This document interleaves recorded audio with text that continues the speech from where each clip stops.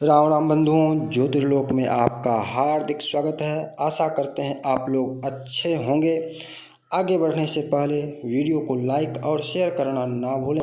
यदि पहली बार हमारे चैनल पर आए हैं तो चैनल को सब्सक्राइब भी कर लें। वीडियो को यदि लाइक शेयर नहीं कर सकते तो कृपया यहाँ से आगे ना देखें। तो अब मैं आशा करता हूँ कि आप लोगों ने वीडियो को लाइक कर लिया होगा, इसीलिए आगे देख रहे हैं। देखिए, ये आपसे कोई निवेदन नहीं है, कटु शब्द अवश्य लगे, लेकिन दक्षिणा तो बाकी रहेगी। लाइक देने में भी कोताही करेंगे तो वीडियो देखने की आवश्यकता आपको है ही नहीं, क्योंकि यहाँ पर ज्ञान की बातें होती है और ज्ञान में तो दक्षिणा भी लगती है। लाइक देने में शर्माना क्या। चलिए चर्चा पर आते हैं। एक बार बहुत पहले दिनों की बात है कि हम एक बड़े मॉल में पूजा करा रहे थे। लक्ष्मी पूजा था दीपावली में।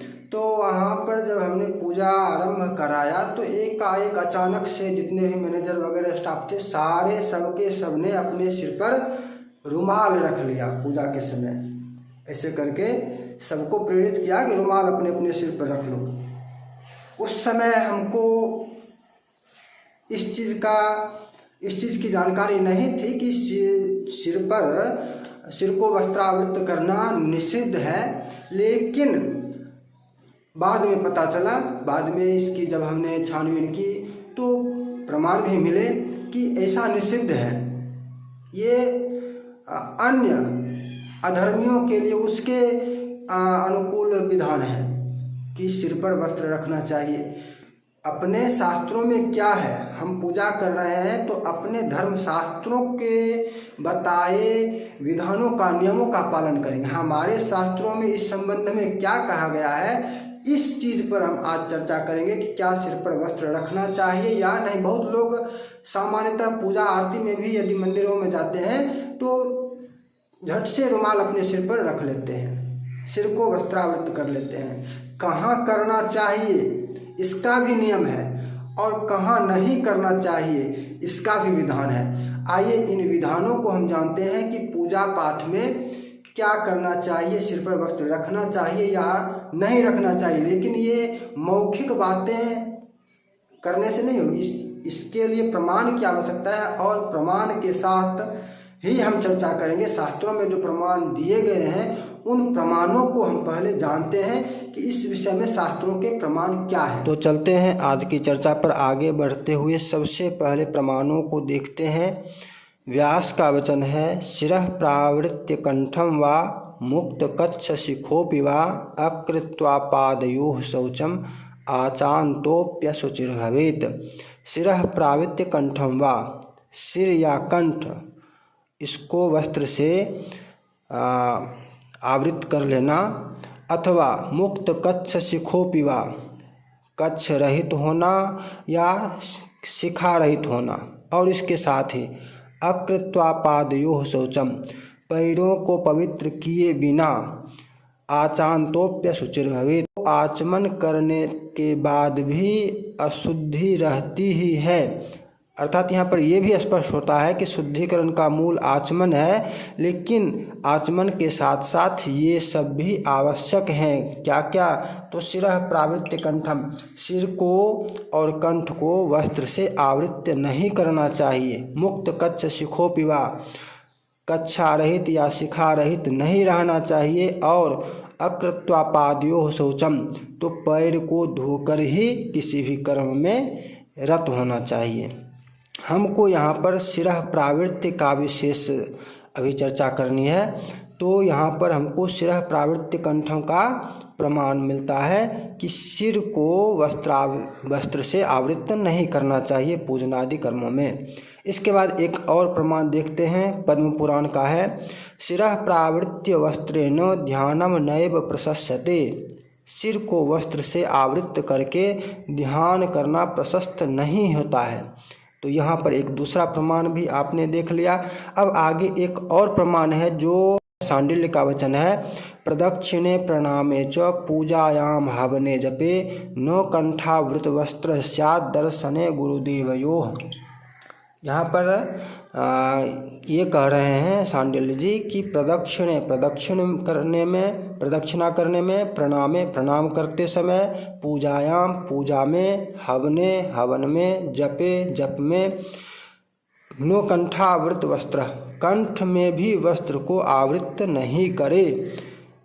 और इसके साथ ही साथ दर्शने गुरुदेवयो, गुरु और देवताओं का दर्शन करते समय भी कंठ को वस्त्रावृत नहीं करे। यहाँ पर वस्त्रावृत के साथ ही, कंठ के साथ ही सिर का भी बोध हो जाता है, क्योंकि अन्य जगहों पर कंठ और सिर व्यास के वचन में दोनों समान कहे गए हैं कि सिर आवृत करना और कंठ आवृत करना समान होता है।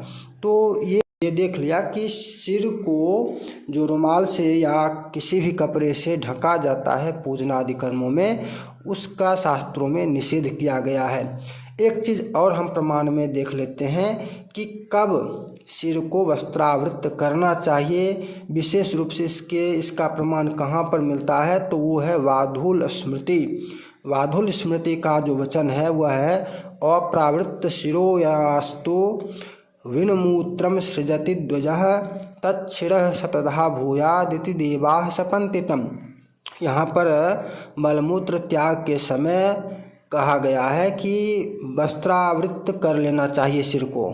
यदि नहीं करते हैं तो अप्रावृत शिरो यस्तु, यदि वस्त्रावृत नहीं करते हैं और विनमूत्र सृजति द्विजः, मलमूत्र का परित्याग करते हैं, तो उस समय तच्छिरः शतधा भूयादिति देवाः सपन्ति तम्, उसका सिर शतखंड हो जाए ऐसी देवताओं का श्राप प्राप्त होता है।